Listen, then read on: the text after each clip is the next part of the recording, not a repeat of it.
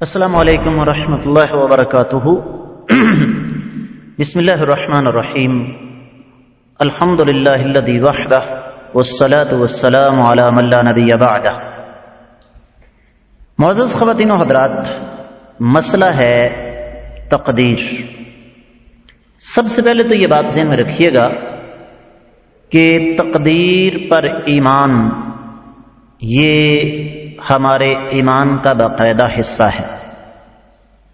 دوسری بات، نبی کریم صلی اللہ علیہ وسلم مسجد میں تشریف لائے، آپ نے دیکھا کہ صحابہ کرام آپس میں الجھ رہے ہیں، جھگڑا کر رہے ہیں، تو آپ علیہ الصلوۃ والسلام نے پوچھا کہ کس موضوع پر تمہاری بات چیت چل رہی ہے؟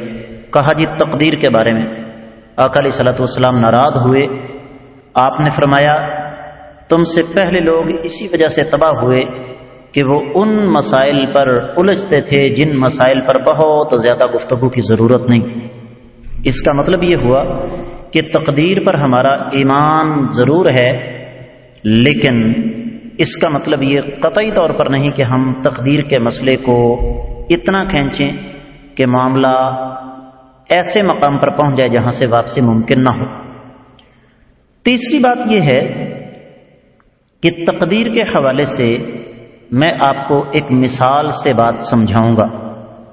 میں ایک استاد ہوں، میرے بہت سارے طلباء ہیں، کچھ پڑھ چکے ہیں، کچھ پڑھ رہے ہیں۔ ایک استاد اپنے شاگردوں کے بارے میں اچھی طرح جانتا ہے کہ ان کا علمی مقام کیا ہے۔ فرض کیجئے کہ میں ایک طالب علم کے بارے میں جانتا ہوں کہ یہ طالب علم ذہین ہے لیکن محنتی نہیں، نالائق ہے اس حوالے سے کہ محنت نہیں کرتا۔ میں یہ کہتا ہوں کہ فلاں طالب علم آنے والے امتحان میں کامیاب نہیں ہوگا، اور وہ واقعی ناکام رہتا ہے۔ سوال یہ ہے وہ ناکام رہا میرے کہنے کی وجہ سے یا کہ اپنی نالائقی کی وجہ سے؟ طبعاً اپنی نالائقی کی وجہ سے، غفلت کی وجہ سے۔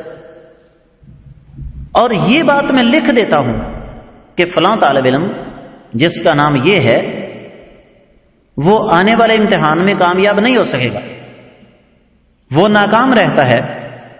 یہاں پھر میرا سوال ہے کہ وہ میرے لکھنے کی وجہ سے ناکام ہوا یا اپنی نالائقی کی وجہ سے ناکام ہوا؟ یقیناً اگر وہ میرے کہنے سے فیل نہیں ہوا تو میرے لکھنے سے بھی فیل نہیں ہوگا۔ بعین ہی رب کائنات نے مجھے اور آپ کو پیدا فرمایا، اور پیدا فرمانے کے بعد اللہ تعالیٰ کو اس بات کا علم تھا اور ہے کہ کون انسان کس عمر میں جا کے کون سے اعمال کرے گا، اور وہ اعمال جنت والے ہوں گے یا جہنم والے۔ یہ اللہ تعالیٰ کے علم میں بات تھی۔ اب اللہ تعالیٰ کے علم سے انسان پابند نہیں ہو گیا، یہی بات رب کائنات نے ہر انسان کے بارے میں لکھ دی۔ اب لکھنے کی وجہ سے انسان پابند نہیں ہوا۔ ایک انسان کے بارے میں اللہ تعالیٰ کو پتا ہے کہ اس نے بڑے ہو کر نیکی کی راہ اختیار کرنی ہے، اور وہ واقعی نیکی کی راہ اختیار کرتا ہے۔ اللہ تعالیٰ لکھ دیتے ہیں کہ یہ انسان بڑا ہو کر اتنی نیکیاں کرے گا اور بالآخر جنت میں جائے گا۔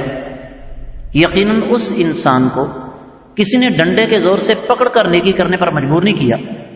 بالکل اس کے برعکس ایک انسان کے بارے میں رب کائنات نے اپنے علم سے معلوم کر لیا کہ یہ جہنمیوں والے کام کرے گا، رب کائنات نے لکھ دیا کہ یہ جہنم میں جائے گا۔ اب سوال یہ ہے کہ کیا اللہ تعالیٰ کے علم کی وجہ سے یا اللہ تعالیٰ کے لکھنے کی وجہ سے انسان پابند ہو گیا؟ یقینی طور پر میں اور آپ پابند نہیں ہیں۔